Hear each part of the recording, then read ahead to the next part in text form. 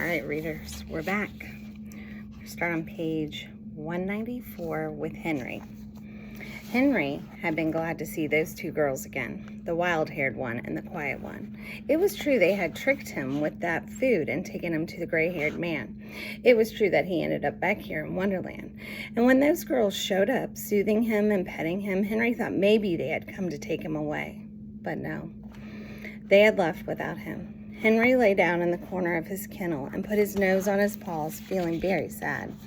Some of the dogs around him barked and howled, and some of them sat quietly looking bored. Before long, Roger came to take them outside to play in one of the grassy fenced areas beside the kennels, the one with the fence that was bent and loose. Now was Henry's chance. He would look for that loose place in the fence. Then he would crawl under it until he was free on the other side. Henry's heart raced. Would that place in the fence still be there? Maybe someone had seen it and fixed it. Maybe he wouldn't be able to get out again. When Henry and the other dogs got into the grassy area, some of them began to run excitedly from one end to the other. Some of them began to play with one another. But Henry walked along the fence looking for the spot where he had escaped. He had to hurry. Their time in the play yard was never very long, and then he found it. That place in the fence that was bent and loose, exactly the way it had been before. He nudged the fencing with his nose and lifted it enough to squeeze under and out the other side. Then he ran and ran and ran, not looking back. Mavis, page 196. I think he's sleeping, Mavis said to Rose when they got to the gatehouse. Sure enough, Mr. Duffy was sitting in his chair with his feet on the desk and his cap pulled down over his eyes. His mouth was open. He breathed in with a rumbly snore and exhaled with a whoosh. Mavis slowly opened the screen door and stepped inside, with Rose following close behind. Should we wake him up? She whispered. Rose nodded. Mavis went and let the screen door slam shut with a bang. Mr. Duffy bolted straight up and looked wildly around him. When he saw Rose and Mavis, he clutched his heart and said, Jeekers, y'all trying to scare me to kingdom coming back? Sorry, Rose said. We have some great news, Mavis said. Right, Rose? Rose nodded. Great news. Mr. Duffy put his feet on the floor and straightened his cap. Lay it on me, he said. I could use some great news. Tell him, Rose, Mavis said, giving Rose a little nudge. Well, Henry, you know that dog? Well, Mavis and I went to Wonderland, and we found out Henry's up for adoption, Mavis blurted out. Can you believe it? Mr. Duffy squinted at them.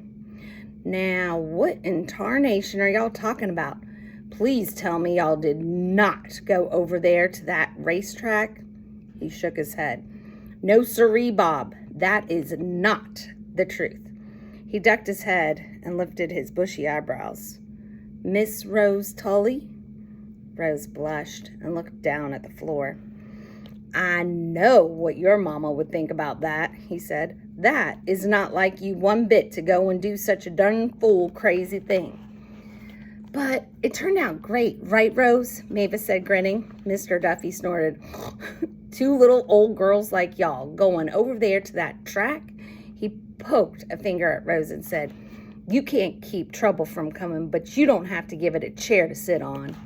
Rose looked like she was about to cry, staring down at the floor with her chin quivering. Mavis put her arm around Rose.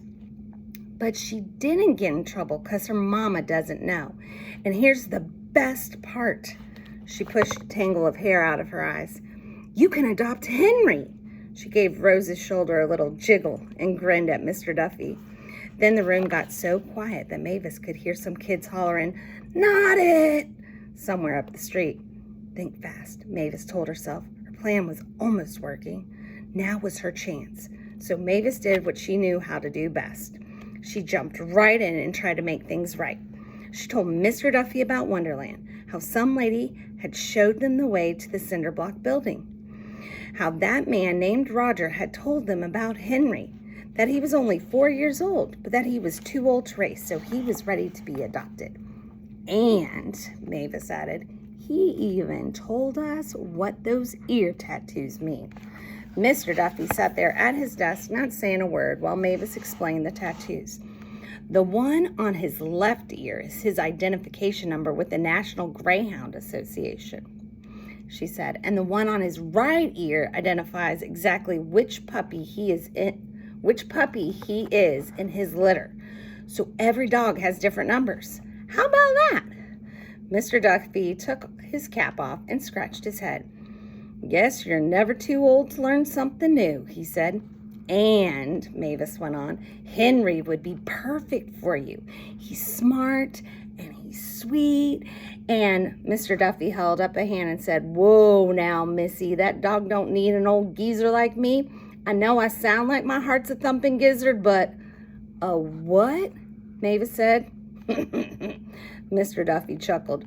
Thumping gizzard. Means y'all must think I'm cold-hearted and I don't, Rose chimed in. Me neither, Mavis said. Well, anyway, Mr. Duffy continued, I'm not looking for another dog, so you two schemers can stop right here and now, and that's final. Mavis looked at Rose, and Rose looked at Mavis, and they both looked at Mr. Duffy, who repeated, final. And then an appliance repair truck pulled up to the gatehouse, and Mr. Duffy said, now y'all let me get back to work before one of those old biddies starts flinging complaints my way. So Rose and Mavis headed back up the street toward the Tully's house. When they reached the driveway, Mavis slapped a hand on Rose's shoulder and said, don't worry, I will not give up. I'll come up with a plan B. I'm real good at that. Rose, page 201. Rose sat on Grace's window seat feeling bad. Mr. Duffy had scolded her for going to Wonderland. He had never scolded her before. Of course, she had never done anything like going to Wonderland before. Riding her bike across the highway that she wasn't even allowed to go near, and going inside that racetrack where her Uncle AJ went, making her mother so aggravated with him. She had hoped maybe Mr. Duffy would think she was brave and adventurous like Mavis. But instead, he had said she had given Trouble a chair to sit on. Rose lay down on the window seat and rested her head on the heart-shaped pillow that Grace had made in home economics class in high school. It still had the faint scent of that lavender talcum powder Grace loved so much. Rose wished Mr. Duffy wouldn't talk about being an old geezer, and that he wouldn't say his heart was a thumping gizzard. She wished Mavis's plan had worked, that Mr. Duffy would adopt Henry and be happy again, and not fall asleep in the gatehouse or let magazine salespeople into Magnolia Estates. But Mavis's plan had not worked. Rose hoped more than anything that Mavis really was good at coming up with Plan B. Mavis. Rose said, there's going to be a mother-daughter book club, and you and I can be in it, Mavis said. Her mother didn't answer. She didn't open her eyes. She sat in the chair in the corner of the apartment with her feet up on the end of the bed and her head on a pillow. Mama, Mavis said. No answer. Mama, Mavis yelled. Her mother opened her eyes. Seriously, May? She said. Seriously? She lifted her feet with a grunt and dropped them to the floor like they were sacks of rocks. Then she leaned forward with her hands on her knees and said, you're kidding me, right? No, Mavis said. I'm not kidding. A mother-daughter book club? Mavis nodded. Her mother dropped back in the chair and shook her head. Mavis, she said, mother-daughter book clubs are for mothers and daughters who eat cold soup and use a dang silver spoon for their salt instead of a salt shaker like the rest of the world. Mother-daughter book clubs are for mothers who need clean sheets every other day and daughters who belong to the junior garden club. She leaned forward again and jabbed a finger in Mavis's direction. Mother-daughter book clubs are not for you and me. Mavis felt anger working its way up from the bottom of her feet to the top of her head. Why do you have to be so mad about everything every minute of the day? She hollered. Every time we move somewhere new, you say you're going to like it better, but you never do. You just have something new to gripe about. Mavis stalked to the door. Well, I like it here, and Rose is my best friend, she said, yanking the screen door open and stepping out onto the little porch. And she does not belong to the junior garden club, she yelled through the door before stomping down the steps. Maybe her mother thought they weren't good enough for that stupid book club, but Rose didn't think so because she had invited them. Mavis had a bad feeling about her mother and Mrs. Tully. It seemed like all they did was argue. It seemed like Mrs. Tully thought her mother did everything wrong. And it seemed like all her mother did was complain about Mrs. Tully. Mavis got Rose's skateboard out of the garage and went around front to the driveway. She wasn't allowed to ride the skateboard on the driveway anymore. Mrs. Tully didn't like it. But the Tullys weren't home. They were going to some fancy restaurant over in Mobile. Rose had told her it would be boring and she wished she could stay home with Mavis. Really? Mavis had said. Rose had looked surprised and said a very un-Rose-like thing. Well, duh, she had said, holding out her palms so they could do their special handshake. Slapping, snapping, fist bumping. Now Mavis rode the skateboard up and down the driveway thinking. She felt more determined than ever to fix things for Mr. Duffy. She had promised Rose that she would come up with Plan B, but so far she hadn't. How could she convince Mr. Duffy that he needed a dog and Henry needed a home? She'd been so certain she could do it, but now it seemed harder than she thought it would be. Maybe Mr. Duffy's heart really was a thumping gizzard after all. Henry, page 207.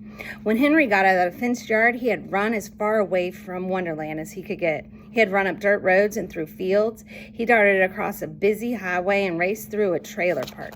He hurried across parking lots and dashed into some woods behind a shopping center. Then he had trotted deeper and deeper into the woods, jumping over moss-covered logs and clusters of bramble bushes and wild strawberries. Squirrels scurried out of his way, and birds fluttered wildly out of the trees he had passed. When he was far enough into the woods, he had stopped, panting. Then he slept a long, deep sleep. For 2 more days, Henry ran along roads and darted among trees. He crossed fields and jumped across gullies. He followed paths and wandered along the side of narrow, twisting lanes. He ate berries and bugs and even a tiny frog. Once he had been lucky enough to find a discarded bag on the side of the road with half a cheese sandwich and an apple core. He even turned over a garbage can here and there, gobbling up moldy bread, some fried chicken skin, and a few pieces of donuts. He licked tuna clinging to the sides of a slightly rusted can and gnawed on a moldy pork chop bone. When he'd come up a narrow creek winding through the woods, he drank and drank and drank, the cool water tasting finer than any he had ever had before. Now he lay down under the trees, where the ground was soft with pine needles and rotting leaves, and fell asleep. He slept until the hooting of an owl and the croaking of frogs woke him up. It was dark, the darkest dark that Henry had ever known. Every now and then fireflies twinkled in the distance. Henry felt lonely and scared and hungry. Maybe he had made a mistake. Maybe he should go back to Wonderland. Mavis, page 209. Rose and Mavis sat on the log in the vacant lot talking about Plan B. Well, actually, it was Rose who was trying to talk about Plan B.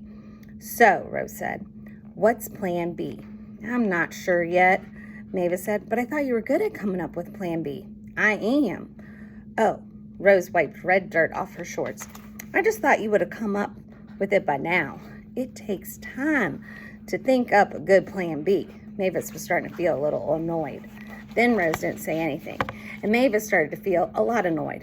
Maybe you can come up with Plan B, she said. I'm the one that's been doing all the thinking. But I'm not the one who said I was good at coming up with Plan B, Rose said. Well, didn't that beat all? Here, Mavis had been trying so hard to fix things for Rose and Mr. Duffy. I've been trying to be a good best friend, she said, kicking at a cluster of Queen Anne's lace beside the log. If you'd rather have a different best friend, go ahead. Maybe one of those girls from the swim team, and y'all can be in the mother-daughter book club together. Then Mavis sat there in steamy silence with her arms crossed and her lips clamped tight. A dragonfly flitted among the wildflowers in front of them. Mavis kicked at the flowers, making the dragonfly dart away and disappear across the vacant lot. Finally, Rose broke the silence. I wouldn't rather have a different best friend, she said. Mavis kept her arms crossed and her lips clamped tight. Silence. Silence. Silence.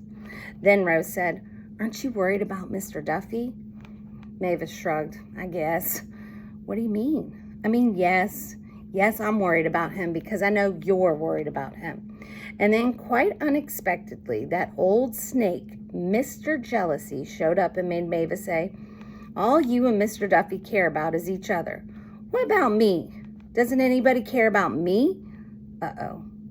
Mavis hadn't meant to say that, but it was too late. Rose's face turned a little red, and she said, Why are you being so mean? Then the next thing you know, Rose and Mavis were arguing. Mavis reminded Rose that she was the one coming up with the ideas to fix things with Mr. Duffy. Rose pointed out that she had broken every rule in the Tully rulebook to go along with all of Mavis's crazy ideas.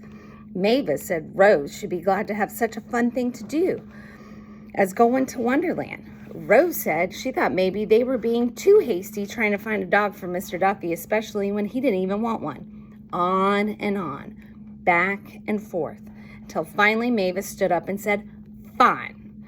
Rose stayed sitting on the log and said, "Fine." And that was that. Rose, page 213. The next day, Rose moped. She rearranged her china horses. She counted her dresses to see if Mavis had been right. Yep, 17. Then she went into Grace's room and wandered around, touching her things and looking at her scrapbook filled with movie ticket stubs and dance recital programs and a lock of hair from a boyfriend. She went downstairs and stepped on every single square of the marble tile in the foyer. She sat on the velvet couch in the living room and listened to her mother explain to Miss Jeter what to do about the white water ring on the mahogany dining room table. When her mother said something like, "That's what coasters are for," Miss Jeter said something back in a snappy voice. When Monroe Tucker started the hedge clippers out in the yard, Rose went on the porch and sat between Pete and Larry and watched him trim the boxwoods along the driveway. But after a short while, Rose got tired of moping. She thought about getting her skateboard out of the garage and riding it around Magnolia Estates. Wouldn't that surprise everyone? But no, that didn't sound like much fun, so Rose decided to visit Mr. Duffy. Imagine her surprise when she got to the gatehouse and there was Mavis playing checkers with Mr. Duffy. In fact, she was so surprised that all she said was, "Oh." Mr. Duffy said, "Hey there," and Mavis lifted a limp hand in a half-hearted wave. "You're playing checkers," Rose said. Mr. Duffy nodded. "That we are." "I thought you didn't like playing checkers anymore," Rose said, trying very hard not to sound like a baby, even though she was pretty sure she did. Mr. Duffy chuckled. "Well, old Mavis here is one stubborn mule. Had about as much chance as a grasshopper in a chicken house trying to say no to her." "Oh," Rose said again. She's pretty sure Mavis was trying not to smile. She saw the corners of her mouth twitching. Then suddenly Mavis jumped Mr. Duffy's checkers with 3 loud slaps on the board and hollered, "Boom, boom, boom, king me!" She jumped off her stool and did a little jig of a dance, pumping her fists saying, "That's what I'm talking about." Mr. Duffy laughed hard. Then he took a handkerchief out of his pocket and wiped his eyes. Jealousy bubbled up inside Rose, making her stomach hurt and her face burn. Then the bubbling jealousy worked its way down to her feet, making her run out of the gatehouse door and all the way home. Page 216, Henry. Henry didn't know how many days it had been since he had crawled under the fence and run away from Wonderland, but each day seemed to get harder. He wandered through woods during the day, sometimes napping on damp moss in the cool shade of the sycamore trees. At night, he searched for food in alleys behind the diners and markets of Landry. Once in a while, he wandered through neighborhoods, sniffing around garbage cans and occasionally coming up with a bowl of food left out for somebody's wandering cat. But Henry wasn't just hungry. He was lonely. At least at Wonderland, there were other dogs to keep him company. He used to hate staying cooped up in a kennel so much, but now that he was free, that kennel didn't seem so bad. And although he'd never had one person to call his own, there had been trainers and handlers around most of the time. And then there was that bald man named Roger who called him Naughty Rocket Boy and gave him a pat on the head once in a while. But now that Henry was out of Wonderland, he realized that what he really longed for was someone all his own. He often thought about those girls, the wild-haired one and the quiet one, how they had called him Henry and stroked his sides and kissed his nose. As the sun began to sink and the fireflies twinkled among the ferns and May apples scattered through the woods, Henry scratched at the leaves and pine needles to make a soft bed for the night. By the time darkness had settled, he was dreaming, a peaceful dream of being stroked and kissed and loved by someone all his own. Mavis. Mavis wasn't a moper. She was a doer, a problem solver, an adventure seeker. But here she was on a sunny summer day in Landry, Alabama, sitting on a log in a vacant lot moping. Because here she was without a best friend again. She had thought this time would be different. She'd been certain that she and Rose would be real best friends, not that fake kind like she'd had before. The kind where someone claimed to be your best friend, and then the next thing you knew, they were telling lies about you on the playground, or not saving you a seat on the bus, or flinging peas at you in the cafeteria while the other kids at the table laughed. But now, here she was on this log by herself, and Rose was in her fancy house, probably admiring her 17 dresses, or eating tomato aspic on a china plate. Or maybe she was at the mother-daughter book club with a new best friend. Mavis kept watching the street, hoping to see Rose headed this way, but she didn't. The street was empty. The vacant lot was empty, except for the grasshoppers, popping up every now and then in the tall, dry weeds. The sun beat down, burning the back of Mavis's neck and making the red dirt beneath her bare feet warm as toast. Suddenly, Mavis was struck with a feeling. Loneliness. A deep, sad loneliness that caught her off guard and made her cry. A slow, quiet cry. The tears rolling down her cheeks and dropping onto the dry dirt beside the log. Mavis thought about that day when Mr. Duffy had talked about Edna keeping the coffee warm and how she had felt so jealous seeing what good friends Rose and Mr. Duffy were. She thought about Rose going to Wonderland even when she didn't really want to. She thought about how she had gone into the woods where she wasn't supposed to go. How she had borrowed Amanda's bike and gotten her sandals dirty and let Mavis take her mother's quiches and liver pate. Mavis wished Rose were here being her best friend again. She swished a stick around in the dry dirt beside the log. She wrote Rose plus Mavis. Then she tossed the stick into the bushes and headed home to listen to her mother complain about Mrs. Tully. Rose. Rose was pretty sure that she was the unhappiest girl in Landry, Alabama. She sat on Grace's window seat and made a mental list of the reasons why she was so unhappy. Number 1, Mr. Duffy had always been so fun and cheerful, was now sad and a little grumpy. 2, that same friend, Mr. Duffy, was getting more and more forgetful and making so many mistakes that folks in Magnolia Estates were getting more and more impatient with him. 3, she had argued with her new, and only, best friend Mavis, and now they weren't even talking anymore.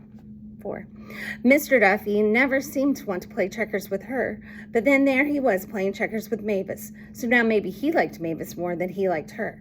But then who could blame him? Mavis was fun and adventurous and brave, which she, Rose Tully, was not.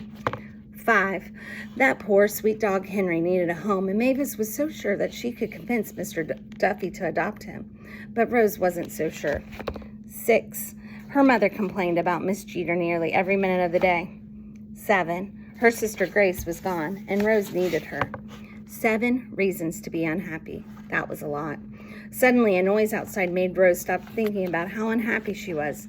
The sound of a skateboard on the driveway. Mavis. It had to be Mavis. Rose jumped up off of Grace's window seat and ran downstairs and out the back door. She hurried through the hydrangea garden to the front of the house. Sure enough, there was Mavis riding the skateboard up and down the driveway. She glanced over briefly, but then looked away and began to whistle as she rode the skateboard up one side and down the other. Wasn't that so like Mavis breaking that rule about not riding the skateboard on the driveway? And then whistling while she did it? Such a Mavis thing to do. Rose marched out into the middle of the yard with her head high and her arms swinging. Then she took off her sandals and flung them into the air so high that one of them landed in the top of her mother's favorite magnolia tree. Then she, Rose Tully, scampered around in circles on the grass, not caring one little bit if she got ringworm. Mavis had stopped riding the skateboard and was standing gape-mouthed at the edge of the yard, staring up at Rose's sandal in the magnolia tree. Then she grinned at Rose and hollered, "That's what I'm talking about!" Rose grinned back. Then the two of them headed up the street toward the gatehouse, Mavis's skateboard whirring and Rose's bare feet slapping on the asphalt road. Mavis could hardly believe her eyes when Rose had flung her sandals up in the air like that. So unlike her. And then she'd gone and run around the yard barefoot as if she'd never even heard the word ringworm. This was a new Rose, and best of all, a Rose who wasn't mad at her anymore. Mavis was relieved. Now they could get back at being best friends again. When they reached the gatehouse, Mavis hopped off the skateboard and said, "Okay, here's plan B. We'll do the old guilt trip." Rose looked puzzled. "What guilt trip?" "You know, like make Mr. Duffy think his heart really is a thumping gizzard. If he can go and let a poor, innocent dog have no home of his own and nobody to love him." "I don't know," Rose said. "That seems kind of mean." "No, it's not," Mavis said. "I'm really good at guilt tripping." When they got inside the gatehouse, Mr. Duffy was on the phone telling somebody he was certain he had never had the names Jolene and Travis Bivens on the guest list. Then he held the phone, waved from his ear, and rolled his eyes. Person on the other end of the phone was mad. Mavis could hear snatches of loud, angry words. I told you. How many times? So embarrassing. Mr. Duffy shook his head and winked at Rose and Mavis. Then he put the phone back to his ear and said, yes, ma'am, and hung up. You don't have to hang from a tree to be a nut, he said, and that woman is most definitely a nut. I swear she could start an argument with an empty room. Then he turned to Rose and said, Rose Tully, what got into you running out here like you done the other day? You trying to make an old man older? Rose blushed.